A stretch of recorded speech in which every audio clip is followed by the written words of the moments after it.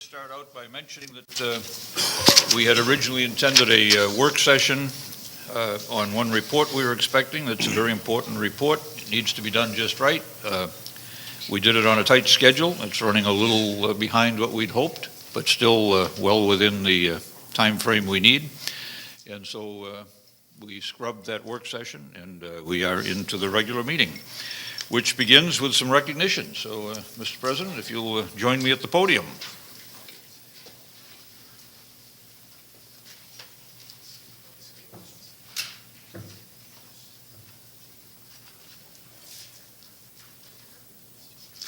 Chair Allen, members of the board, ladies and gentlemen, it's a distinct pleasure to introduce Dr. Aaron Friedman as our Vice President and Dean for Academic Health Sciences at the University of Minnesota. And I'd like to ask Aaron to join us while we say a couple of things about his background and give you a chance to meet him. Dr. Friedman arrived at the University of Minnesota in 2008, and he's served in a number of very significant leadership positions since that time.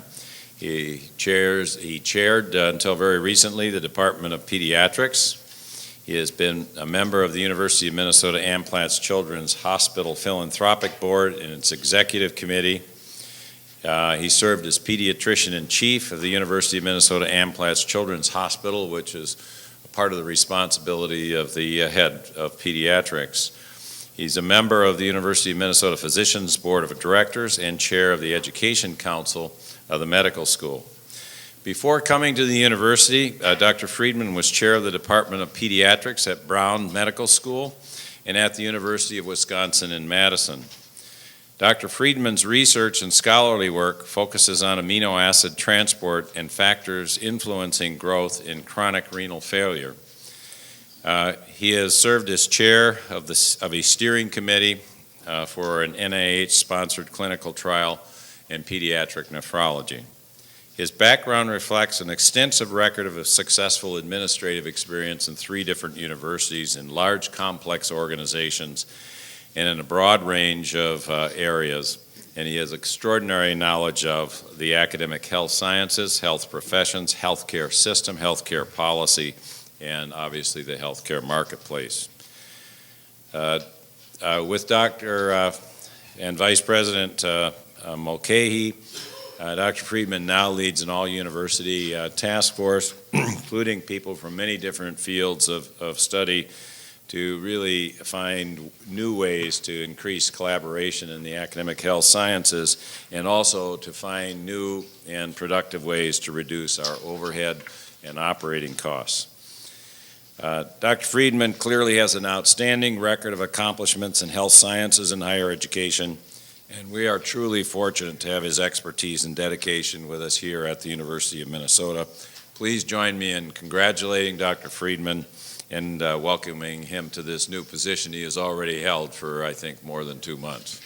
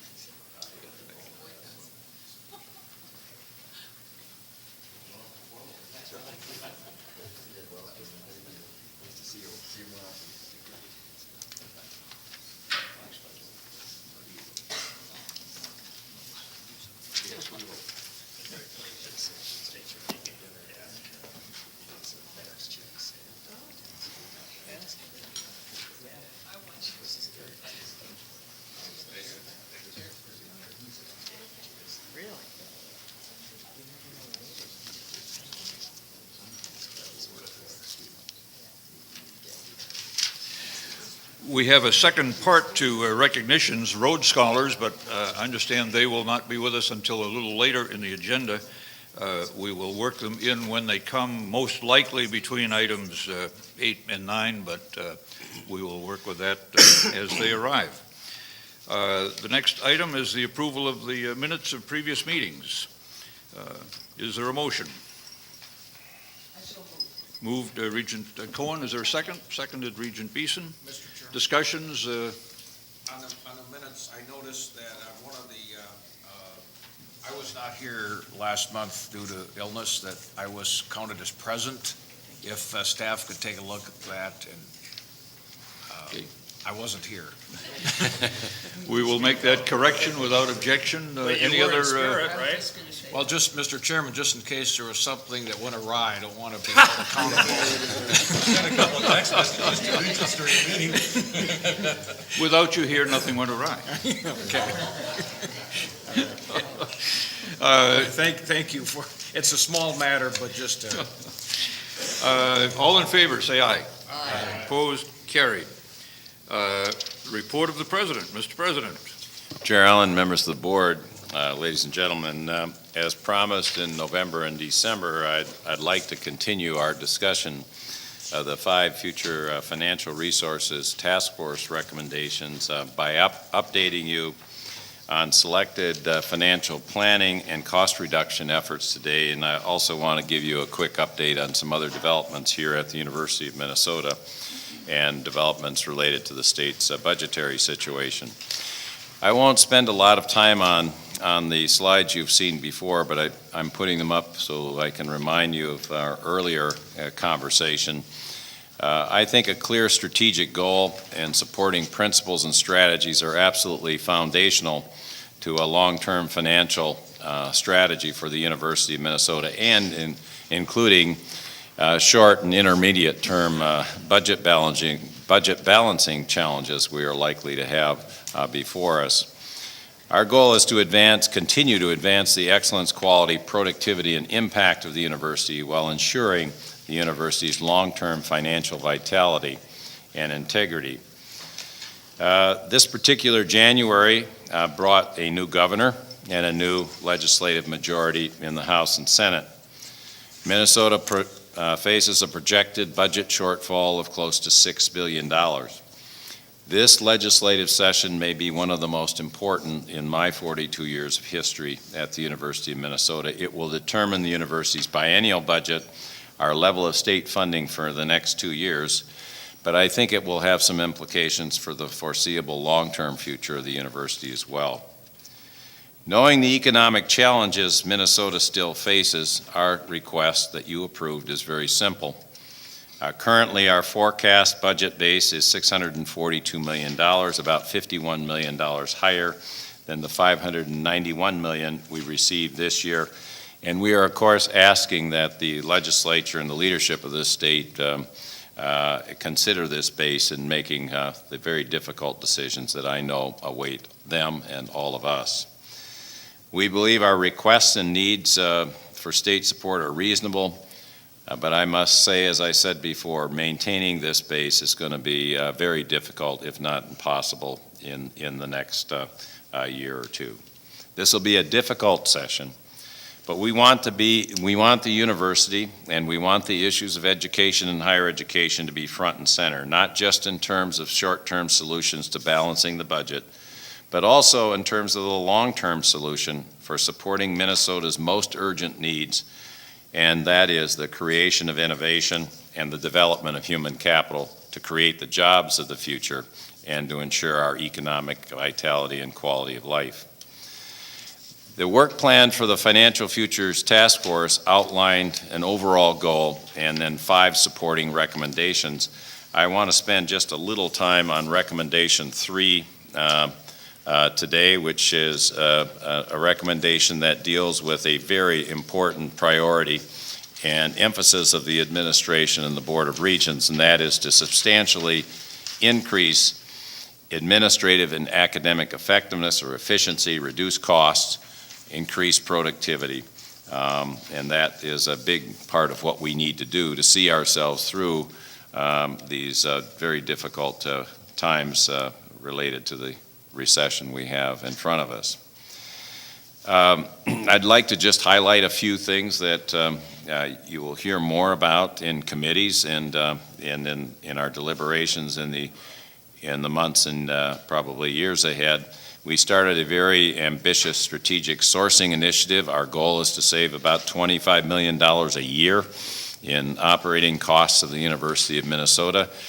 We projected about a $2.5 to $3 million initial savings this year, and I'm pleased to report that we've more than doubled our initial aspiration, and we expect to report about a $6.5 million annual savings realized from this initiative across a number of categories of university expenses, information technology, office and laboratory equipment, financial services, travel, benefits, and facilities.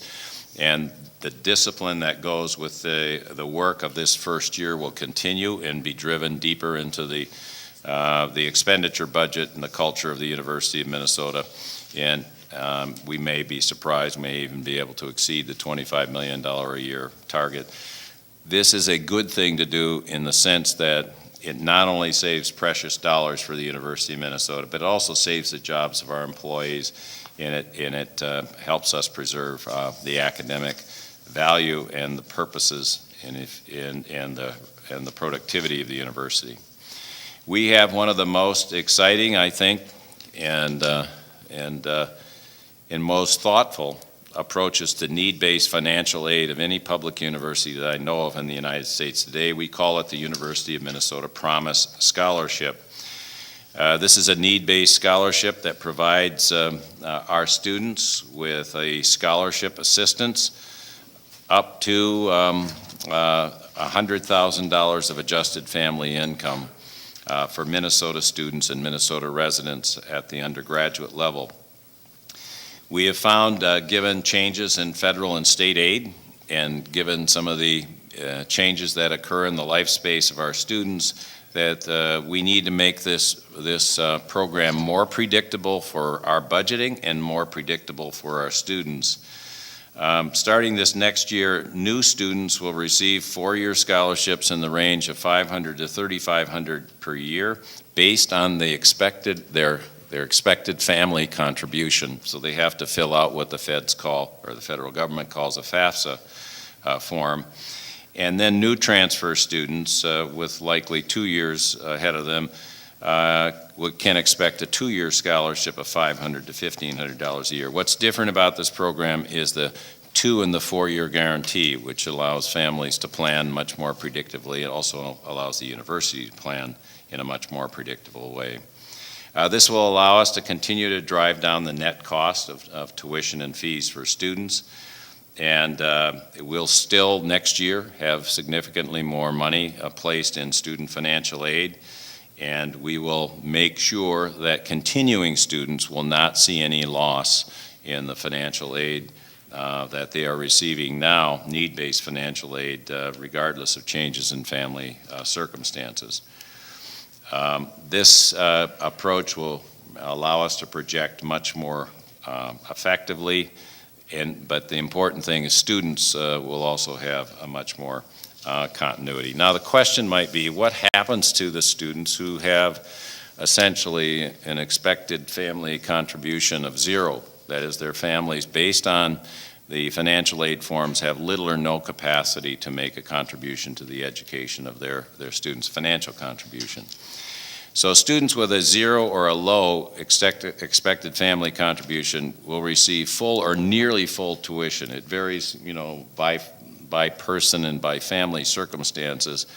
Under full funding for the federal Pell Grant and state grant program next year, based on the best information we have, students who have zero expected family contribution, there are approximately 2,500 of them attending campuses of the University of Minnesota statewide, will receive more than $12,500 in federal, state, and University of Minnesota Promise Scholarship grant support.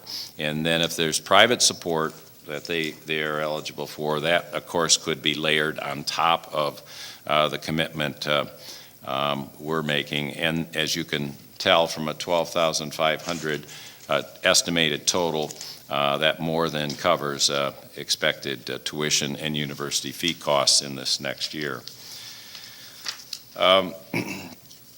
I think it's important to note that University of Minnesota promised students, and I do take enormous pride on behalf of the university for this program because I don't know of anything quite like it, still targets students with the highest financial need. And we are not going to cap the number of students we serve. It's going to be based on their needs and based on not just our support, but the available federal and state support. And of course, we're going to lobby to the best of our ability, or advocate to the best of our ability, to ensure these forms of support continue. I'd like to spend just a couple of minutes on administrative reductions. I get questions about this every day from you and from the general public and from the university community. And I want to assure you that we're going to continue to strategically re-examine our administration. We're going to redefine positions that are related to advancing our mission and priorities, and we're simply going to continue the practice of discontinuing and consolidating offices and departments and functions of the university that we think we can do better with a smaller footprint, or that we can simply stop that are no longer needed. There are about 76 senior, what we call senior administrative officers in the university system: the president, the senior vice presidents, provost, and provost, vice presidents, chancellors, associate and assistant vice presidents, vice chancellors and vice provost, deans, university librarian, executive director, corporate secretary to the Board of Regents, and a general counsel. That is the subset of people that we define as senior officers at the University of Minnesota. The current number is 76. That's about 0.4% of the university's workforce. 0.4% of the workforce is dedicated to the very senior administrative functions of the University of Minnesota, managing a roughly 3.5 billion annual budget. The head count between 10 years ago and now is about +2, and I fully expect that that number will come down by July 1 by at least 2, given administrative reorganizations and changes in the responsibilities that people now have, or decisions that people are going to make to seek other alternatives, and I'll make a note or two about those later. The addition is up by 2 now. It'll be actually exactly where it was in 2002, but I want to remind people that we opened a campus in 2006. We have 2 senior officers in that campus at the University of Minnesota Rochester. Without that campus, we would have actually had a reduction, even at this point, in the senior officer corps of the University of Minnesota. This is a period when the university's productivity has increased enormously despite state challenges. Our budget is up 43% since 2002 and 3. More students, more degrees per year, rapid research growth in the top 3 for public and private institutions nationally in the last 5 years. We obviously are facing increased regulatory compliance and accountability. I plan to send you a much more detailed summary of all of these issues in the days and months ahead, and it will continue to be one of the issues that we focus on. We have to find and continue to achieve economies in how we manage the University of Minnesota. It's a very, very high priority. I've reported before on HR reforms, facilities and energy reforms. This year alone, energy costs went down more than 5% at a time when we actually added space. I've talked about the space management initiative of taking space offline that's no longer functional and productive, and you'll see a number of very significant proposals in that area before too long. Finally, I think we need a little sunshine in this morning session. It's been a long winter, so I'd like to share some pieces of good news. I won't take very long. You may recall that you adopted, I believe in 2004, a board sustainability policy. Before, I think I can't remember any other universities, public universities, that did it quite so early as you have. That policy has had profound impact on how we manage the university and university priorities. The Science Teaching and Student Services Building just achieved LEED gold certification from the U.S. Green Building Council, earning all 44 of the points we submitted. You need at least 39 to reach this particular standard, and I want to thank the extraordinary people who made this happen. It's a really wonderful story. There's a new windmill under construction at Morris. I plan to be at Morris, and I plan to tilt a lot at that windmill in early April. It's a new structure at the West Central Research and Outreach Center. Of course, it's going to continue to put Morris in a leadership position, not only in education, but also in research. There's a lot of collaborative research going on involving scholars there and scholars here on the Twin Cities campus. Twin Cities Professor Dennis Pola, who holds the Honeywell W.R. Sweat Chair in Management of Technology in the College of Science and Engineering, received the Office of the Secretary of Defense Medal for Exceptional Public Service and the DARPA Devoted Service and Achievement Award for his exemplary leadership and work in strengthening our nation's security. UMD Professor Joseph Gallian won the Gung and Hu Award for Distinguished Service to Mathematics. He was cited for outstanding undergraduate summer research programs begun in 1977, as well as work with PhDs new to the academic profession and for communicating mathematics to the widest possible audience. UMD at the Leibovitz School of Business and Economics received a $500,000 estate gift, the second largest gift to the business school at UMD since its founding. UMC's, that is University of Minnesota Crookston Center for Rural Entrepreneurship Studies, will begin their work in January 2011 thanks to a $550,000 grant from the U.S. Department of Education. The center will expand connectivity to the region's educational institutions, economic development organizations, and financial institutions, as well as to state and federal small business support agencies and aspiring entrepreneurs in Northwest Minnesota. Finally, I want to make just a couple of comments about two very dear friends and extraordinary colleagues that I've had an opportunity to serve with and alongside of in the past several years. You no doubt notice that Vice President Rosenstone has been named the next Chancellor of the Minnesota State Colleges and University System. This is an extraordinary honor for him. And I think it's a great honor for the University of Minnesota to have one of the key members of our executive team pursued by another great system in higher education. Stephen is an outstanding administrator and scholar who for more than a decade led the university's largest and most diverse college, the College of Liberal Arts. He played an indispensable role in our efforts to transform educational experience at the university, to deepen our commitment to affordable financial access for students of all backgrounds, to develop long-range strategies for assuring the university's future financial vitality. And obviously, he led, along with Vice President O'Brien, the initiative to transform the future of Northrop Auditorium. I want to, along with you, extend my congratulations to Stephen. I reminded him just the other day that he's on contract through July 31st, and so he'll be making a lot of continued contributions to the University of Minnesota. Senior Vice President Tom Sullivan also announced his intention to return to the faculty at the end of the calendar year, and he has assured President-designate Kaler that he'll be available in this period to help with the transition as Dr. Kaler assumes the presidency of the University of Minnesota on July 1, 2011. This will give Dr. Kaler the opportunity to run a national search for this position, and I believe we'll have a new provost certainly by the end of the calendar year. After consulting and leading during this transition, Tom Sullivan will return to the law school where he holds the Julius E. Davis Chair in Law.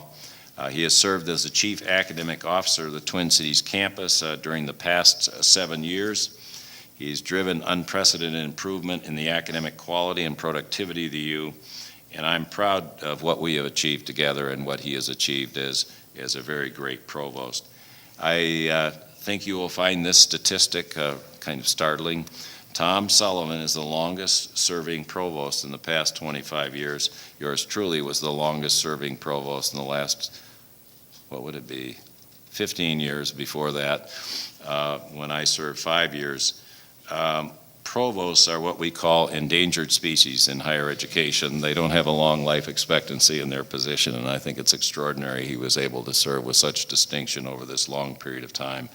His fingerprints are, in my judgment, on some very significant academic gains we've made during this period. Graduation retention, the Honors College, the Imagine Fund, leadership, academic leadership on Northrop, and I could go on and on. These are two extraordinary leaders we are losing from the central administration of the University of Minnesota, but they're going to go on with great distinction to serve the university, or in Stephen's case, the Minshew State Colleges and Universities in the future. So I want to thank them for their extraordinary commitment and the contributions they've made to the University of Minnesota. That ends my report, Mr. Chair. Thank you, Mr. President. Questions, comments? If not, we will move on to the chair's report. First, one housekeeping item. It's traditional that we schedule the April meeting as tentative, especially during the first legislative session after election when they deal primarily with the budget. We might need to meet, we might not. We have determined that we would much rather have our staff working at the legislature, and therefore that tentative meeting is officially canceled. We will not meet again. We'll meet again in March for our 10th and 11th, but then we will not meet again until May. The next three items that I wanted to talk about, I could easily have characterized as mixed emotions, but in fact, looking at them, I think they're good emotions and good emotions. And the President has already covered two of them. I too want to add on behalf of the board our thanks to Vice President Stephen Rosenstone. I called him last week before that choice was made and said, we really have appreciated your service here. We'd look forward to long service, but if this is what you really want, I wish you the best of luck. And of course, he was successful. And so Vice President Rosenstone, or Stephen, as we've come to know each other as friends, I want to wish you the best of luck and offer our cooperation as one system to another. We'll do everything we can to work together, and I think we all owe him a round of applause.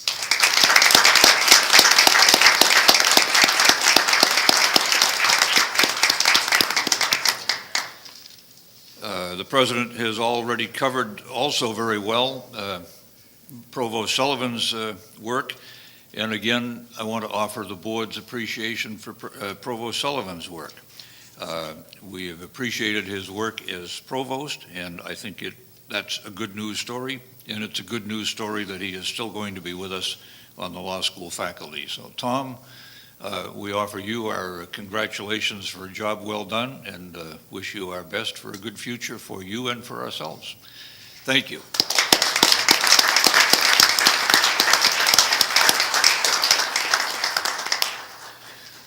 We also have at least two regents who may not be with us again, and I want to acknowledge them.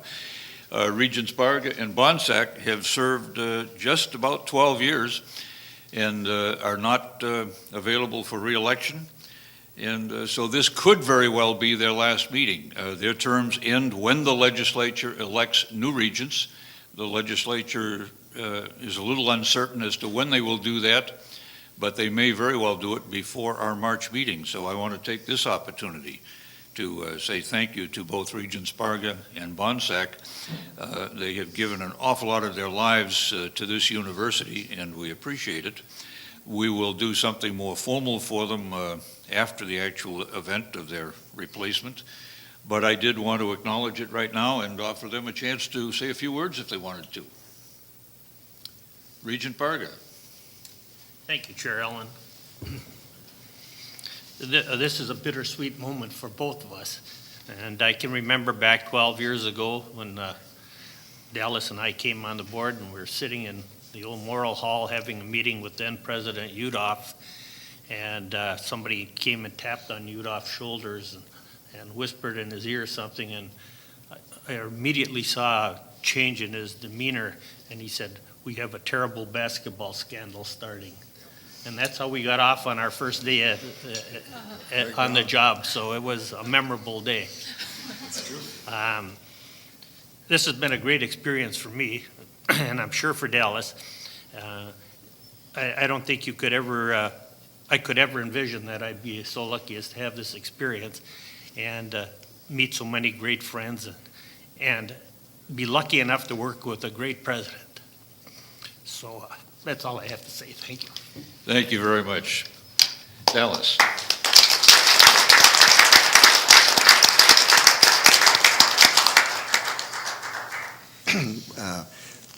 Words are hard to explain how wonderful this experience is. It's because of the folks that you work with, the folks that are at this table, and the folks that are out in this great university.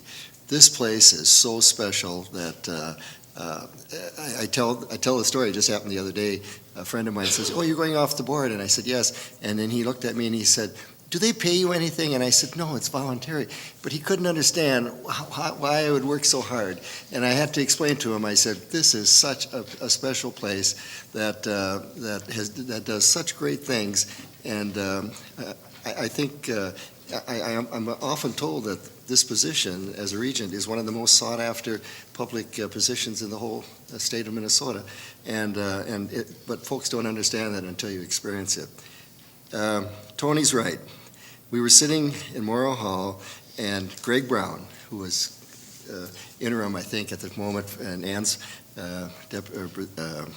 director position, and actually Udolph stepped out of the office, out away from us, and he came back and he just said, "We have a problem." It's kind of Houston, we got a problem, and that was our start. But I have to say, Tony's right. It's because there's so many smart people, so many wonderful, hardworking people. Just last night at the innovation ceremony that we saw, I mean, people that are so bright and bring inventions and licenses and bring jobs to Minnesota, and all because of hard work here at the university.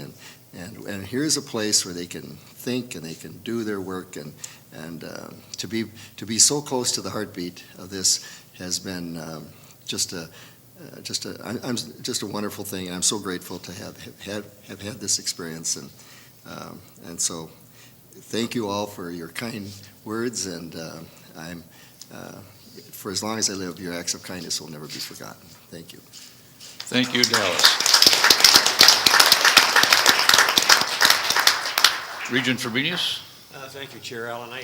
As one of the folks who have been in your class of being on this board and been here for a period of time, I think it's appropriate to make at least some brief comments. We'll have a chance to do this more formally later on.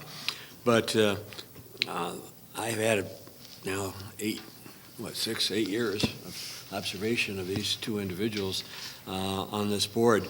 And they've taken various leadership roles. They've been involved in various activities. They've obviously represented their own fields as well as broader aspects of the university. But there's a role that they have both played, at least in my case, and I suspect to others, that is extremely important.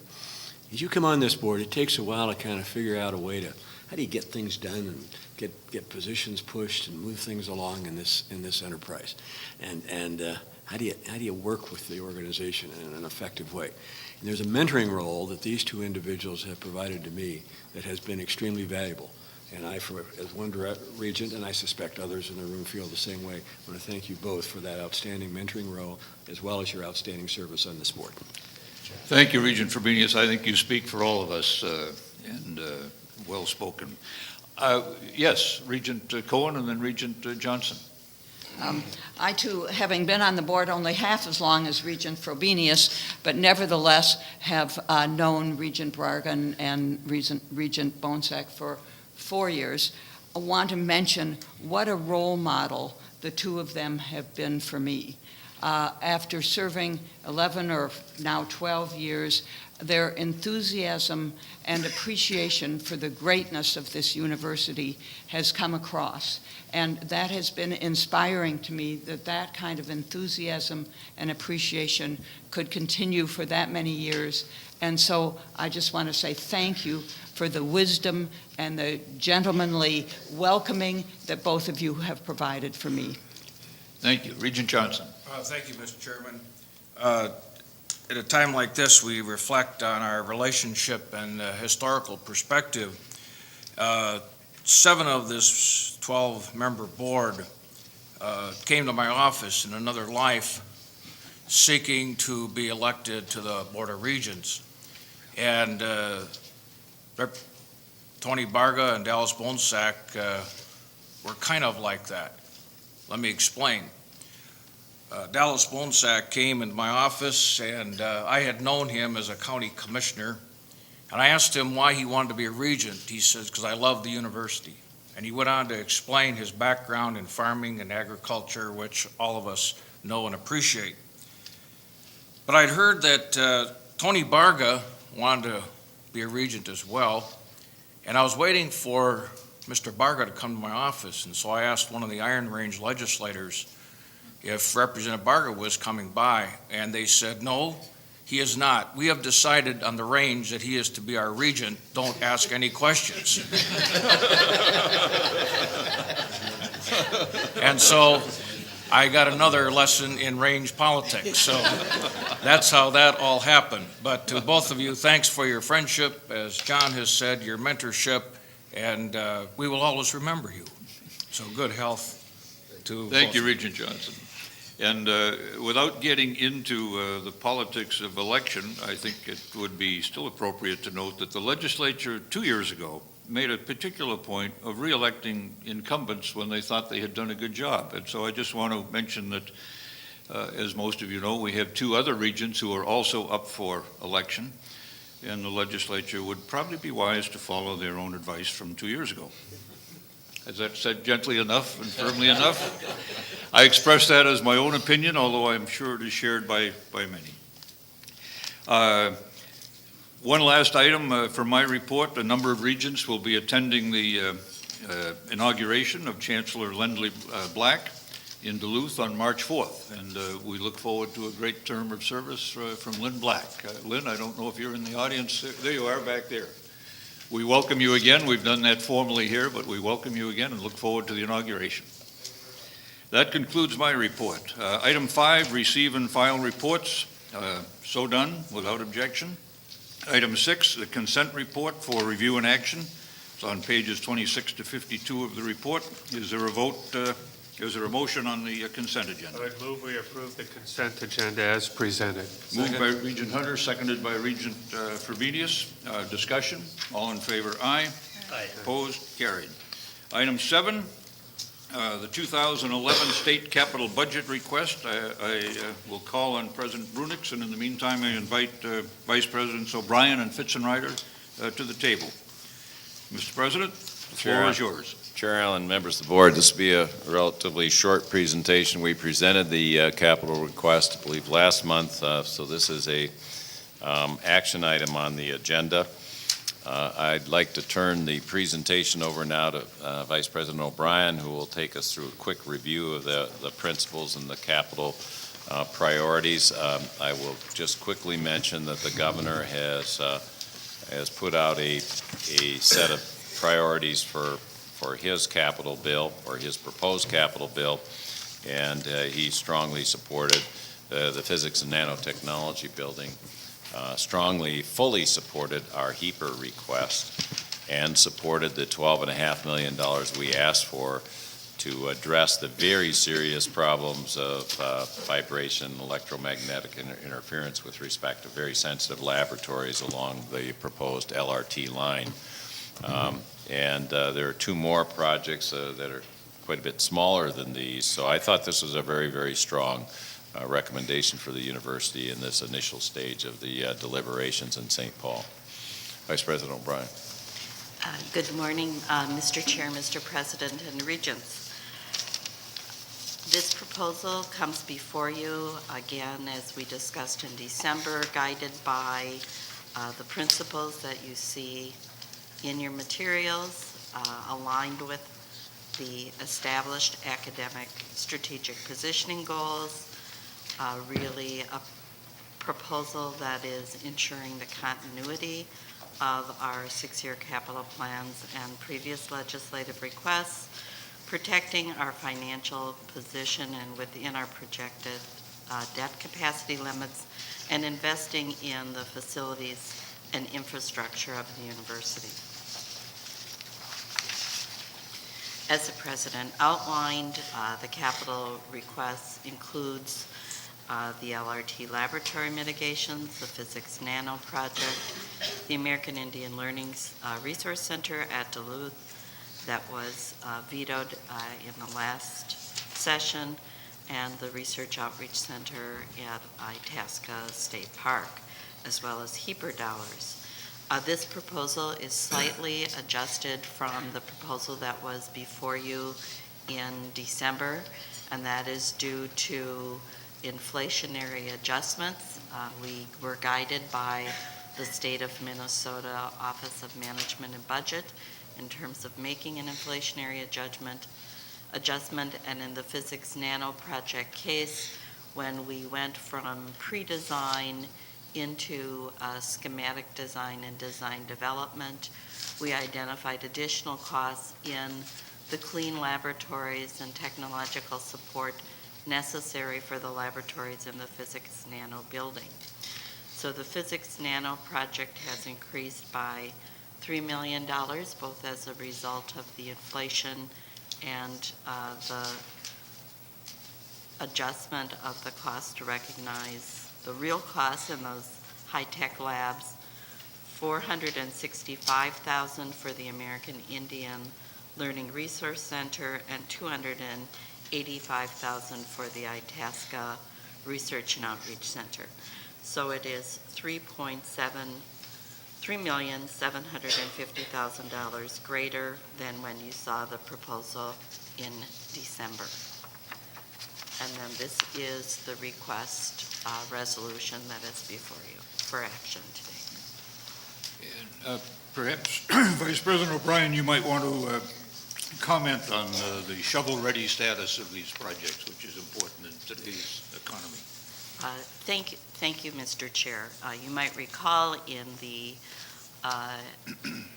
Physics Nano project that the planning and design money was funded in the last bonding bill. Actually, an action from the Facilities Committee on your agenda today is a schematic design for the Physics Nano building. We are into design development and will be ready to literally be breaking ground on Physics Nano this summer if it is funded by a state bonding bill. The LRT laboratory mitigations are well into design and planning, and in fact, the Mayo Garage is already under construction. And these other two projects are beyond schematic design and would be ready to go forward. With regard to the HEAPR funding, we really have two projects. One is bringing up to code all of the elevators across the university system. There's an increased code requirements on elevator rehabilitation, and so we're in the process of drafting an RFP for retaining an appropriate entity to do that specific work. And then the other work is related to our water damage projects across the university, roofs, stairwells, windows, etc. And again, those are all in design and would be ready to go forward this summer. Thank you very much. Questions, comments? Are you ready for final approval? Is there a motion? So moved. Second. Seconded, moved Hunter, seconded Larson. Further discussion? All in favor, aye. Aye. Opposed? Carried. Thank you. Item number 8. I'm just going to ask, have we seen our students yet from the, no, not yet. All right.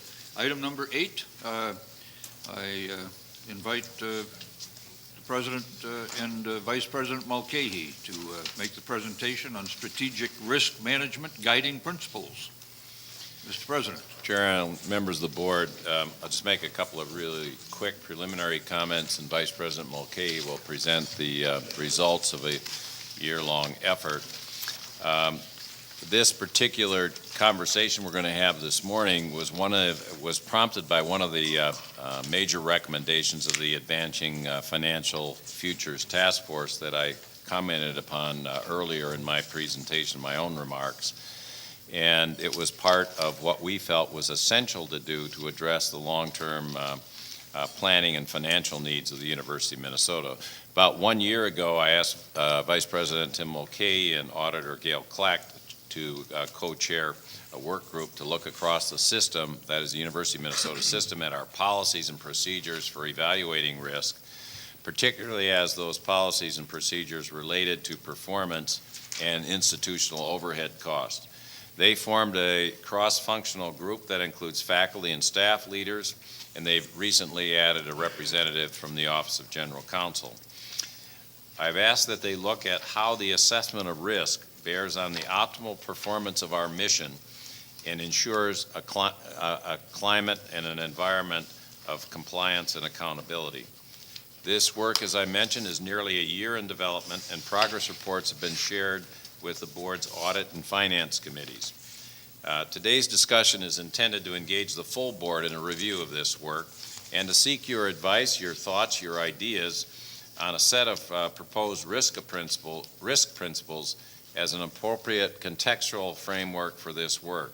And we are also seeking your advice and endorsement of an initial set of operational steps the group recommends to move this work forward. And with this brief introduction, I now want to turn the presentation over to Vice President Mulcahy. Thank you, President Brunix, Chair Allen, members of the board. It is my pleasure to be here representing a group of people who've worked very hard on this initiative. If I could, what we're going to go over today for the board is we're going to provide background, some relevant background information that I think is important to understand as a foundation for what we're going to propose with you today. I know that 2/3 of the board have heard this presentation in one iteration or another.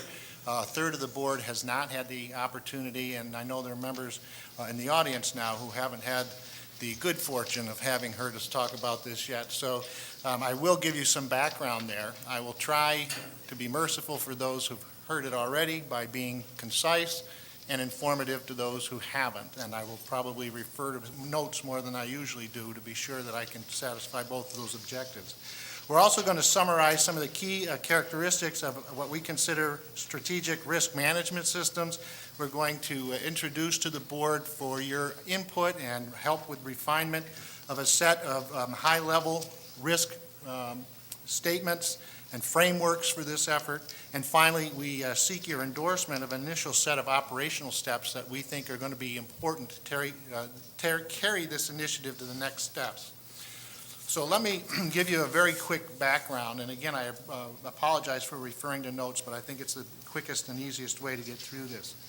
Over the past 15 to 20 years, the university really has been very active in cultivating a culture of compliance, and I think we've been very successful in that regard. Through the development of effective policies and procedures, establishment of compliance and oversight structures, and creation of programs to raise the awareness of the campus community as to ethical standards, responsibility, and accountability that have to govern everything we do. As an outgrowth of the university's exceptional status in the early 1990s, these efforts were intentionally conservative, and at the time, it was very appropriate that they be conservative and help to minimize risk across the expanse of the university's activities. In the ensuing years, our culture of compliance has matured and actually now represents one of the university's greatest strengths. However, as greater and increasingly complex challenges have confronted us, all aspects of our mission, many additional risk-averse policies, procedures, and practices have been layered on the background of those already in place, often creating what are considered to be highly regulated environments, which have been considered now by many in the campus community as actually limiting innovation, productivity, responsiveness to opportunity, and in fact impeding fulfillment of our academic mission. So this group that the President has appointed actually spent a lot of time consulting with the community, discussing this issue at large, and what we would present to you today is a summary of the overall objective of the initiative as we see it, and that is to leverage the positive aspects of the university's current strong culture of compliance to establish a more strategic approach to risk management in support of transformation to a culture of performance with responsibility, always acknowledging the need for us to be accountable, ethical, and responsible. A strategic approach to risk management acknowledges the positive as well as the negative aspects of individual risk situations and involves a deliberate risk versus benefit analysis approach to inform decision-making in the interest of enhancing innovation, creativity, productivity, morale, and overall performance. And in fact, such efforts could also provide relief from financial, personnel, and system costs associated with the current approach to risk assessment and management at the university. So if you go to the next slide, really for a strategic risk management approach to be effective, the decision-making requires the definition of the appropriate balance between decisions and activities that contribute to optimal pursuit of mission on the one hand and ethical responsible conduct on the other. This in turn requires that functional leaders responsible for individual university operations define acceptable tolerances for individual risk situations within their areas of responsibility and ensure that their employees are aware of, understand, and committed to the underlying principles. The next slide, Jim. Fundamental to this entire effort is a definition of some risk tolerance principles at a very high level, which would serve as a conceptual framework to guide the work that would be ensued in the next several years as this process matures. And what we present here for board consideration, and what we will hopefully bring back to the board on numerous occasions in the future for your refinement, input, and further discussion, is a set of tolerance principles that the committee has put together, has consulted with the university community, has shared with the executive team, and we present to you as an initial exposure today, but we expect that we'll work with you in the future on that. The other thing that we really understand is that in order for this to work, we have to begin to define a specific set of implementation steps that the campus community can take as a guide to how to take the next series of iterative steps in the direction of a more strategic approach to risk. So the next slide is actually a set of implementation steps that we're presenting to the board in the hopes that you will endorse these steps as the first steps on what will be a very long journey, but one that will really have some early wins associated with it and also keep the momentum going that has really been gathering with this project across campus. Go ahead to the next slide, Jim. This slide just basically points out, if you looked at the implementation steps, you'll notice that there's a heavy emphasis on reviewing institutional policies, procedures, and practice. And we believe that there are some very early wins available. By focusing our initial efforts on existing policies and procedures with an objective of determining whether they appropriately address the risks they're designed to manage, whether or not there are ways to streamline those processes, and in some cases, whether or not the regulations and policies and procedures that are in place are indeed necessary. We believe very strongly that we contribute to some of the burden that our community experiences in pursuit of their mission, and this is an opportunity for us perhaps to relieve some of that burden. I want you to realize that the University of Minnesota may be one of the first universities in the country, in my opinion, that's really looking at this in a serious way, but we're certainly not the only folks who are taking a look at trying to improve regulation and regulatory review. And I'd just like to take a minute to read a couple of short passages from an executive order issued from the President of the United States on January 18th of this year, just less than a month ago. To the extent permitted by law, each agency must, among other things, 1, propose or adopt a regulation only upon a reasoned determination that its benefits justify its costs. 2, tailor its regulations to impose the least burden consistent with obtaining regulatory objectives, taking into account, among other things, and to the extent practicable, the costs of cumulative regulations. 3, select and choosing among alternative regulatory approaches those approaches that maximize net benefits. 4, to the extent feasible, specify performance objectives rather than specifying the behavior or manner of compliance that regulated entities must adopt. And 5, identify and assess available alternatives to direct regulation. The executive order goes on to state, to facilitate the periodic review of existing significant regulations, agencies shall consider how best to promote retrospective analysis of rules that may be outmoded, ineffective, insufficient, or excessively burdensome, and to modify, streamline, expand, or repeal them in accordance with what has been learned. The justification from the Executive Office of the President was that in order for the United States to be productive, innovative, and to ensure its future, it was necessary to take these steps. We believe the same is true at the University of Minnesota. Now, many of us really have been quite surprised by what we consider this enlightened position in the federal ranks, and I personally suspect that the federal government accessed our discussions with the board through WikiLeaks and have basically adopted what they saw as an immediate good idea and are now applying it at the national level. You want to go ahead. Quite seriously, the challenge that this all really presents is that it represents a culture change, and we recognize culture change is hard, culture change is long, culture change must be very carefully guided, but more importantly, in my opinion, or equally importantly, culture change must be encouraged. And that's what we're here seeking your help to encourage that kind of change. We recognize that this is going to be a very long journey. It took us a long time to get to the point we are now, and the strategic transformation that we're talking about is going to take a long series of iterative steps and many years to complete. The process has to be guided by careful analysis of diverse risk categories and definition of acceptable risk tolerances. We aren't there yet. We need to work with the leaders across the functional domains of the university to help define those particular risk categories and acceptable range of options.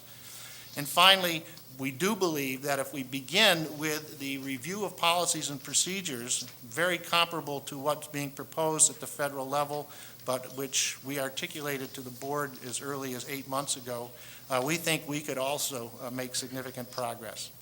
So what I would say here is that, in closing, advocates of strategic risk management all acknowledge that strong support from governing boards and executive leadership is vital to the successful implementation of this type of strategic management system. Hence, we seek the board's encouragement to continue efforts to advance the transformation to a more strategic approach to risk management, to provide your input during development of risk principles that would provide context for this effort overall, and to endorse the proposed initial set of operational steps that we've presented you. The board may do so confident in the fact that the University of Minnesota is well positioned to leverage the many positive aspects of its current culture of compliance to help direct the transformation to a more productive culture of performance with responsibility. Thank you for hearing us out, and I'd be happy to answer any questions or comments you might have. Thank you, Vice President Mulcahy. This item is here for discussion, and I now open the floor. I'll start with Regent Cohen, Larson, and Frobenius, and Beeson. Thank you, Chair Allen, and thank you for the report, Vice President Mulcahy. I have a question back on page 3 of our handout. It's the risk tolerance principles for consideration. And the one I have a question about is number 6, and I'd like some sort of more understanding of how you get at low tolerance versus zero tolerance for the safety, which seems such an important idea. Chair Allen, Regent Cohen, it's an excellent question, and before responding specifically to the question on low tolerance, I'd like to just preface the response by indicating that These tolerance principles that you've seen here were developed as suggested starting points. They were consulted, and there have been changing and wording along the way, but it is fully our intent to get exactly this kind of feedback from the board in terms of how we refine this. I would like to be clear that what we're here to do today is not seek ratification or endorsement of the language in this risk tolerance. That's the process that we'll be doing with the board through an iterative process of refinement and definition. However, I would now specifically comment on this. That question has come up on numerous occasions, and it was the sense of the committee in general is that the university or virtually any public organization would not, it would be very difficult to accept a zero tolerance with regard to risk associated with safety. For example, if you really felt that you did not have any tolerance for some kind of risk as it involves safety on campus, you would preclude the use of bicycles, as an example. So that's just one example where the zero absolute limit just isn't consistent with practical operation. So how we word that exactly remains to be seen, and we'll need your guidance. But the idea there is we want to minimize the risk to those who visit our campus, who work on our campus, but we don't want to do it in such a way that it prohibits the kind of activity that's so vital to our success. Thank you. We were wondering if your comment about bicycles referred to the president's activities a few years ago. Sorry about that. I take the Regent fifth. Larson. Thank you for that presentation. This is a critical area, and I appreciate very much that you're addressing it. It's been my experience that with most organizations, and especially large, complex organizations like this one, that the major area of risk lies with employees' behaviors, which and if you agree with that, then I think you have to conclude that any large, complex organization has to be extraordinarily explicit about its guiding principles. What is acceptable and what is unacceptable, and paint the picture so clearly that virtually any intelligent person cannot misinterpret it. And third, that means that ultimately any large organization that is going to be successful and effectively and managing risk very, very well needs to adopt world-class best practices in its human resource processes, including reviews of people and their behaviors. And so I hope that if you agree with that, I hope that you all will focus very, very seriously on that and review, number one, are we extraordinarily explicit in our definition of guiding principles? And number two, are we world-class in adopting well-known best practices in the area of human resource processes? And if we do that, I think that we will be able to very, very effectively manage the various risks that we deal with. Thank you for your consideration. Chair Allen and Regent Larson, I would indeed agree with most, if not all, of what you just said. I would just modify it slightly to say we do intend to look at best practices and adopt best practices, but I can also tell you, because of the university's very strong history in terms of the culture of compliance that it has established over the years, we actually represent in many areas the current best practices. So we will also be setting the standards for others to follow. But we do need the input from the board to help define those kind of principles. When we've discussed this, it became very obvious that a single set of principles is not going to suffice. You need a contextual framework, which we believe the risk tolerance principles or some modification of them with your input would provide. And then as you go through the responsibility in the organization, those have to be the guide to sharper and sharper definition, such that at the operational level, it is in fact very clear what the range of options are available to employees and anyone associated with the university. So I couldn't agree more, and that's why we recognize this is going to be a very long process. But many of us believe that if we don't start now, it will be way too late. To echo Vice President Mulcahy's comment embedded in his remarks here, this is the first of a long series of discussions, I'm sure. I would like to try to limit it to about 5 more minutes on today's agenda, and I have Regent Frobenius, Beeson, and Simmons on the schedule so far. Regent Frobenius. Thank you, Chair Allen. I want to speak in support, in very active encouragement of this project. Regent Larson touched on this, but in my opinion, complex organizations like the University, and the University of Minnesota is the extreme example of that, particularly those that have been burned in the past. And we have been burned in the past badly on some compliance issues and become world-class in our compliance, which kind of creates some problems, in my opinion. Organizations like us have to actively continue to control and manage the bureaucracy, the tendency to be safe and the tendency not to act. We've got to push that away and encourage that. We must evolve to a continuous improvement, aggressively embracing change, innovation, and constant improvement in this organization.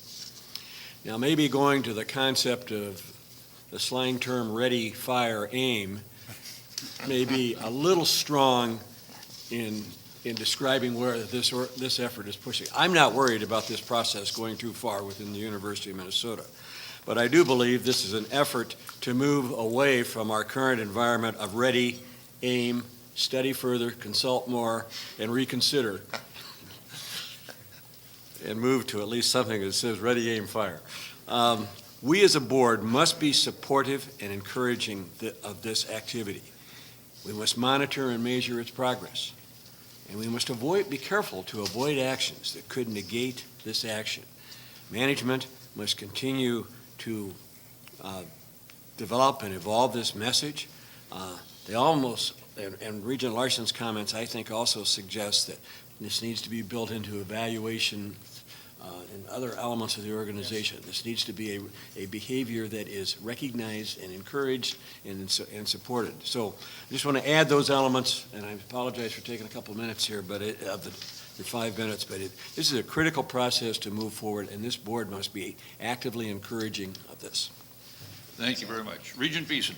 I'll shorten my comments, Mr. Chair, but let me say that organizations in this country, whether they're businesses or higher educational institutions, have taken on a personality of compliance. I know I have in our own bank, financial services industry. We've done it out of necessity. We've done it out of requirement, but we have to be able to reintroduce innovation and risk-taking. So I think this rises to the level. We talk a lot about our cost drivers, but this is as important or more important. It will direct our investment, and I'm really, really pleased with the report and your leadership in bringing this forward to us on this important topic. Thank you very much, Regent Beeson. Regent Simmons and then Barga, and anyone else with a burning question before we conclude? All right, Regent Simmons. Thank you, Chair Allen. This concept appeals to me, and it doesn't frighten me in any way. Tell me what will be different if we adopt this approach 5 years from now or 10 years from now, whenever you want to pick in the future. Chair Allen, Regent Simmons, I think we'll both be happy to recall that Chair Allen said we had 5 minutes, so I'm going to have to keep this answer very short. The key thing I think here is that in the long run, I believe this will empower the creativity of the faculty and staff at the university in such a way that it will greatly enhance productivity. People will think differently they will think creatively, not how to avoid or ignore risk, but how to actually develop policies and procedures that recognize a responsible reaction to the risk, but still allow us latitude for operation, creativity, innovation. One of the things we heard most frequently from staff as we deliberated with them, consulted with them on this, was their constant concern about not really having any guidance on how they are to deal with some of these issues on a day-to-day basis. And without that kind of guidance, they ultimately will defer or default to the most conservative approach. So I really think it'll be a mindset, a change in what we think and how we think about these issues, which will begin to recognize more the benefits of being a little more flexible in our approach, while maintaining what I think is a very, very appropriate level of responsibility that we have in our culture now. Thank you. Regent Berger. Thank you, Chair. I agree very much with Regent Larson that these principles have to be very explicit so they can be followed. Not only do they have to be explicit, I think that they have to be, those involved have to be reminded and refreshed on a very continuing basis. Otherwise, these things kind of slip into the past. And, well, I didn't know about that type of a thing happening. Thank you very much for a very good beginning to what will be an important and long discussion. That concludes that item. I understand we have some guests who have arrived, so I will invite the President to join me at the podium.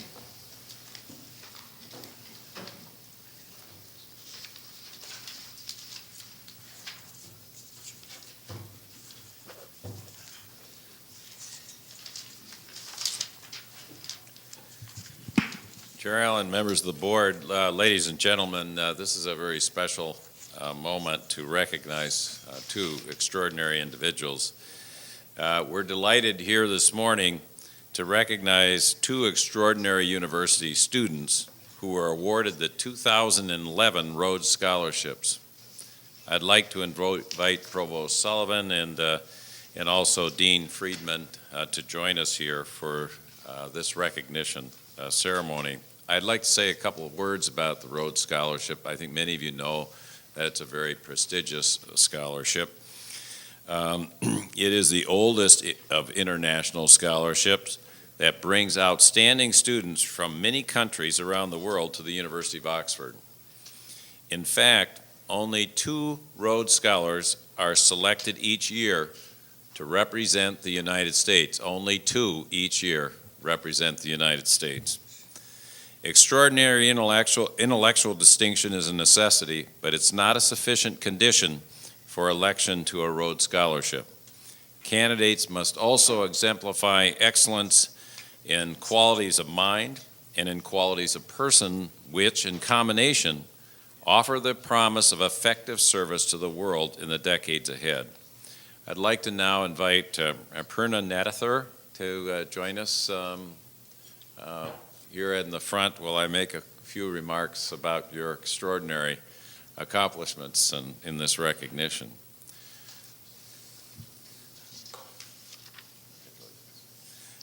Aparna is a graduate of Roseville Area High School in Roseville, Minnesota.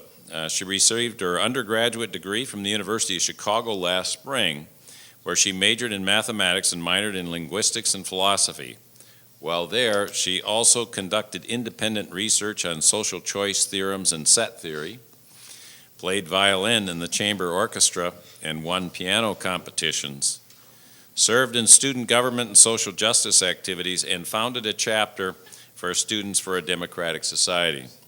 She is now a first-year graduate student in the College of Science and Engineering here at the University of Minnesota Twin Cities campus, pursuing a master's degree in mathematics with an emphasis in mathematics education. At Oxford, Ms. Nadathur plans to pursue a Master's of Philosophy degree in General Linguistics and Comparative Philology.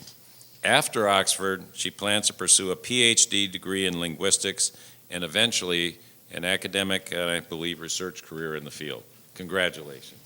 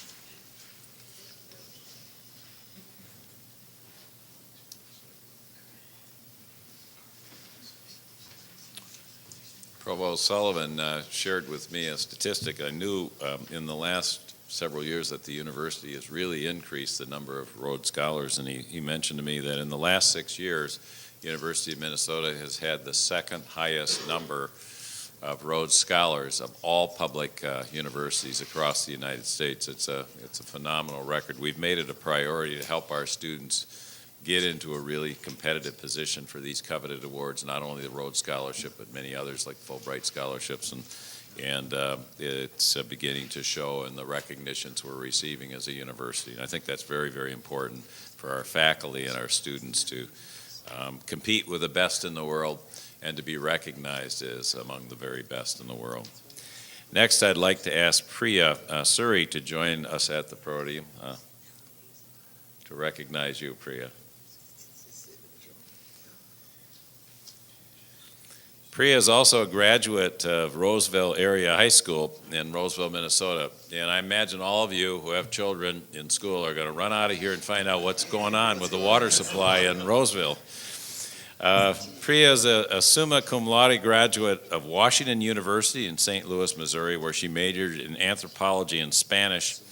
As an undergraduate, she secured a grant to support HIV/AIDS prevention education in the Dominican Republic, founded Art for AIDS Photography to raise funds for AIDS prevention education, and created an interactive media science curriculum in collaboration with Mayo Clinic and Washington University. Priya is now a first-year medical student here at the University of Minnesota Twin Cities Medical School. At Oxford, Ms. Suri plans to earn a Master's of Science degree in medical anthropology. After Oxford, she plans to return to the University of Minnesota to complete her medical degree. Congratulations.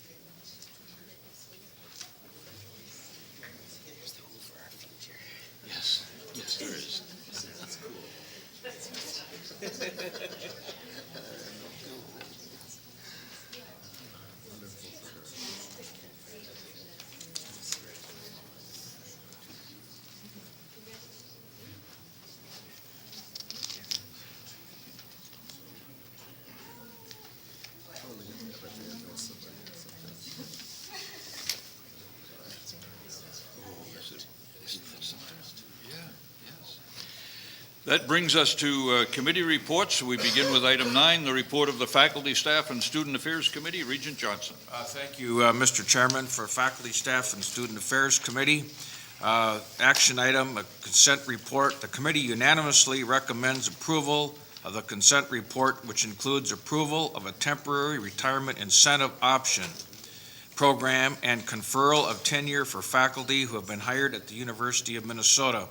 One of the persons was voted on by the committee for tenure is our president-elect, Dr. Eric Kaler. I move its approval. Is there a second? Second. Seconded, Regent Bonsack. Discussion. All in favor, aye. Aye. Opposed, carried. Mr. Chairman, 3 items, non-action items. The committee also discussed and received information on first, trends, issues, and benchmarks related to the university's academic retirement programs. Secondly, the comprehensive review process that deans experience on a regular cycle. And finally, an update on the university's efforts to internationalize the campuses with a focus on non-curricular programs and initiatives. Mr. Chairman, this ends my report. Thank you very much, Regent Johnson. Item 10, report of the Finance and Operations Committee, Regent Frobenius. Thank you, Chair Allen. Under consent report, the committee unanimously recommended approval of the consent report included in the docket material, which included purchases of goods and services over $1 million. I move approval of the consent report. Is there a second? Second. Seconded, Regent Hunter. Discussion? All in favor, aye. Aye. Opposed, carried. Under non-action items, the committee received several presentations. One was a university endowment policy update, which has led to an initial discussion related to the roles and responsibilities for the Board of Regents, the Office of Investments and Banking, and the Investment Advisory Committee. This is a sort of an ongoing examination of how we do our work and who is responsible and how our board delegates its investment responsibilities. This will be an ongoing discussion that will most likely result in policy amendments brought for review in upcoming months. We received the annual capital financing and debt management report, which examined the overall debt portfolio, issues related to credit ratings, which remain positive for us, key financial indicators, and peer group comparisons. Under issues related to the university budget model, we were provided a summary of the budget planning framework that has been in place since fiscal year 2007.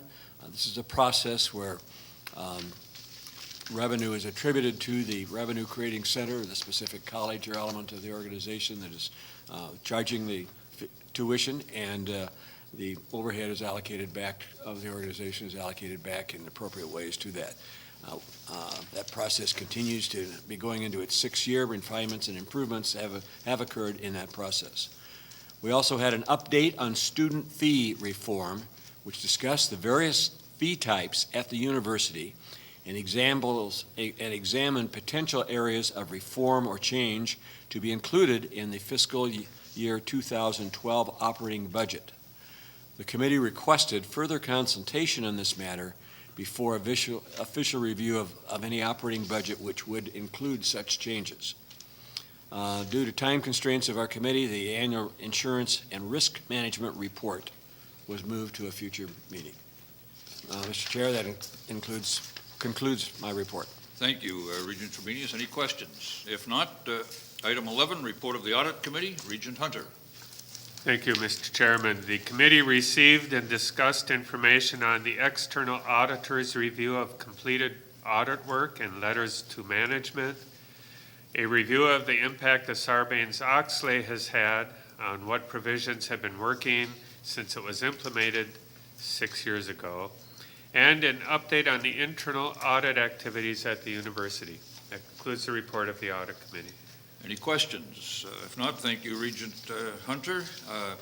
Item 12, Educational Planning and Policy Committee, Regent Simmons. Thank you, Chair Allen. The committee unanimously recommends approval of the consent report, which includes a variety of academic program changes. I move its approval. Is there a second? Seconded, Regent Cohen. Discussion? All in favor, aye. Aye. Opposed, carried. In the context of the board's priority and the president's priority for ideal graduation, increasing graduation rates and success for our students, the committee entertained a substantive presentation and discussion on support for students. That support including advising initiatives and also financial and merit-based aid strategies. We'll be coming back to this topic because of its importance. I also want to highlight one information item that the committee shared. In the Big Ten public universities, if we look at National Merit Scholars for 2010, the range is from 12 to 110. The University of Minnesota, or 101, the University of Minnesota is 101. So it's a very, very nice to realize how many extraordinary students we have on these campuses. Thank you very much, Regent Simmons. 13, report of the Facilities Committee, Regent Hunter. Thank you, Mr. Chairman. The committee conducted a public hearing on the proposed amendments to the Regents' traffic regulation ordinances. Following the hearing, the committee unanimously recommended approval of the resolution related to the adoption of amendments to the Regents of the University of Minnesota traffic regulation ordinances, and I move approval of that resolution. Is there a second? Second. Seconded, Regent Bonsack. Discussion? All in favor, aye? Aye. Opposed, carried. The committee unanimously recommended adoption of amendments to the policy on campus health and safety, and I would so move approval of those amendments. Is there a second? Second. Seconded, Regent Bonsack. Discussion? If not, all in favor, aye? Aye. Opposed, carried. The committee unanimously recommended adoption of amendments to the policy on campus and facility usage, and I move approval of the amendments. Is there a second? Seconded, Regent Beeson. Discussion? If not, all in favor, aye? Aye. Opposed, carried. The committee unanimously recommended approval of the following real estate transactions: agreements for the university facilities and services for Walden University's summer session residency program, July 13th through August 1st, 2011, and conveyance of 27.479 acres at Umore Park to the city of Rosemont. I move approval of the transactions. Is there a second? Second. Seconded, Regent Bonsack. Discussion? If not, all in favor, aye? Aye. Opposed, carried. The committee unanimously recommended approval of schematic plans for the proposed physics and nanotechnology building, and I move approval of those plans. Is there a second? Second. Seconded, Regent Johnson. Discussion? All in favor, aye? Aye. Opposed, carried. The committee dealt with 3 capital budget amendments, and I will deal with the first 2 amendments together, and we'll deal with the third amendment separately. The first 2 amendments to the capital budget plan involved East Cliff renovations, security and communication systems, and Central Corridor Light Rail Transit Lab mitigations for the Blank Research Lab relocation, and I move approval of those 2 capital budget amendments. Is there a second? Second. Seconded, Regent Barger. Discussion? If not, all in favor, aye? Aye. Opposed, carried. The committee also unanimously recommended approval of a capital budget amendment for the Northrop Revitalization Phase 2 renovation. And Mr. Chairman, I move approval of that amendment. Is there a second? Second. Seconded, Regent Johnson. Discussion? If not, all in favor, aye? Oh, I'm sorry. Regent Trevenius. This has been an extremely difficult issue for me to get comfortable with in this project. Part of this may be I'm not a native Minnesotan, which may be negative in this process. I struggle with this commitment to a historic building, which many people believe passionately is an icon of the state. And I will reluctantly vote for this amendment, only because I have been convinced along the way that this has value to some other people in the state of significance. Number 2, that we are going to be closing some other facilities that in fact will move functions into Northrop that will mitigate some of the costs of this particular project. This is a project that in my mind is challenging, particularly during these current times. And it's kind of crummy to sit up here and say I'm reluctant to do something, but I'm going to vote for it, but I'm not real happy with the fact that I'm voting for it. I think the point I really want to emphasize is there is some limit to the ability of which the University of Minnesota can maintain its public museum function, to maintain the icons of the state. People criticize me for using that term, but that's a built-in problem of our costs. And I think we have an obligation to make sure that we do in fact achieve the other space closures that in fact will sort of help make this project work out to be viable for the university. Thank you, Mr. Chair. Regent Fromenius. This has been a long project discussion and a big project, and I think the President may have a few comments on it also. Yeah, Chair Allen, members of the board, I want to make, when you finish your vote, and particularly if it's in the affirmative, I'd like to make some additional comments. But let me just say, this is a challenging project. And it is going to be not a museum, not an auditorium, but a center of campus and cultural life for the university and for our state. It has played that role historically on our campus, and the new plan, the new vision will not only double the space for students on campus, that is a study space for students, it'll bring faculty and students into new combinations to explore some of the biggest issues in our field by moving several interdisciplinary programs into Northrop. The honors, the All-University Honors College did not exist in roughly 2005. It now has close to 2,500 of the most talented students that Regent Simmons just referenced a few moments ago. So it'll be the home of the honors program. I regularly slip up and say Honors College because I have aspirations for it to move in that direction. And it will be a thriving center of academic life, and it will, as Regent Frobenius pointed out, allow us to avoid very, very significant long-term costs in the tens of millions of dollars to shore up buildings that shouldn't remain at the University of Minnesota and have extended beyond their useful life.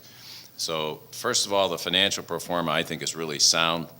If we don't approve it, it will cause us to lose about $35 million right off the top in long-term financing. We would not be able to get it back, in my judgment. And so I think that alone is a reason to move forward. But I will also say that it wouldn't be worth doing if we didn't have an exciting vision, I think a transformative vision, to make it a center of academic life in the future. Regents Hunter, Ramirez, Beeson, and Simmons. I'd just like to say, in connection with comments by Regent Frobenius, the committee did receive specific information about the plans for Westbrook Hall, which currently has structural problems, it has mold problems, and by the completion of this project, we would be able to take Westbrook down, which in the end will save the university considerable operating expenses as we move forward. Thank you, Regent Hunter. Regent Ramirez. Thank you, Chair Allen. Just a comment about the university's role in preserving Northrop, preserving our facilities and our physical assets here. I think if we don't do it, I don't know who will. We're currently experiencing a legislature that seems fundamentally opposed to the idea of investment as a means of progress. And so I support the proposal, and I remember having a conversation with Vice President Rosenstone about this notion that Northrop Auditorium didn't exactly have a base. It didn't have the kind of loyal following that it can have when it becomes this dynamic academic building that's really connected to students' experience here, and so that their first time in it is not crossing the stage at graduation. And so I see our ability to make a choice for investment right now as a real strength for this board and support it. Thank you very much, Regent Ramirez. Regent Beeson and then Simmons. Thank you, Mr. Chair. You know, it's never going to feel like the right time to start a project like this. There are many more projects that have more urgency, but I don't think there's anything more important than this project. Thank you, Regent Beeson. Regent Simmons. Thank you, Chair Allen. I too have angst, along with Regent Frobenius, but it's not angst about the quality of this project. It's angst about the fact that the economy is what it is, and that our state isn't able now to contribute in the way we would like for it to contribute to something that's going to serve so many people. But I'm cheered because we have had people rise and say this is important. We do have HEAPR funding that has been approved that we can hopefully direct to this project. We do have donors in the corporate and private worlds of Minnesota who've stepped up when we did not have adequate resources. I find that inspiring. And finally, this is going to be another great contribution of the University of Minnesota to this state. This will be such a marvelous venue to share our strengths, to bring things only the university can bring into our state. So the angst is overridden by excitement about what this is going to do. Thank you very much. I'll tell you my own thinking. I too had questions about it at the beginning, although I concluded we probably should do this. But in reviewing some of the details, I became even more enthusiastic about it. Number one, as has been mentioned, it helps us to take down some other facilities that need to be taken down. Number two, it adds some added space here, which we would otherwise have to build in somewhere else, and that's a cost that's avoided. And the comment about the economy was mentioned. It's a tough economy, but the good side of that is this is a great time for interest rates. And so I think I became kind of an enthusiastic supporter of it. I got over being for it just barely and became enthusiastic. So I think we ought to do it. If there are no more comments, are we ready for the vote? We have the motion and second on the floor, I believe. All in favor, aye? Aye. Opposed? Carried. Thank you very much. Mr. President, you said you wanted to make a couple of comments, Yes, especially if the vote was good. Yes, the vote was good, yes. Otherwise, I would quietly slip away, hopefully I doubt unnoticed. Yeah, it would be pretty unusual, wouldn't it?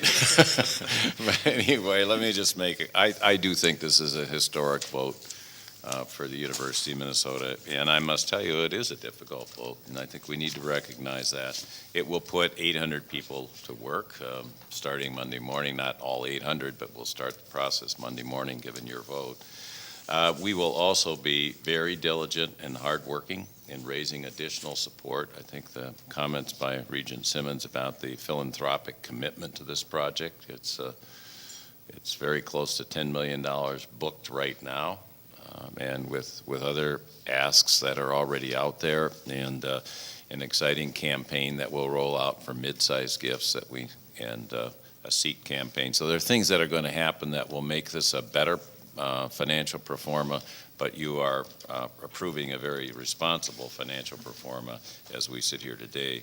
I want to just thank you for the opportunity to make a couple of remarks. Because I do believe this is a very historic moment and a very historic decision.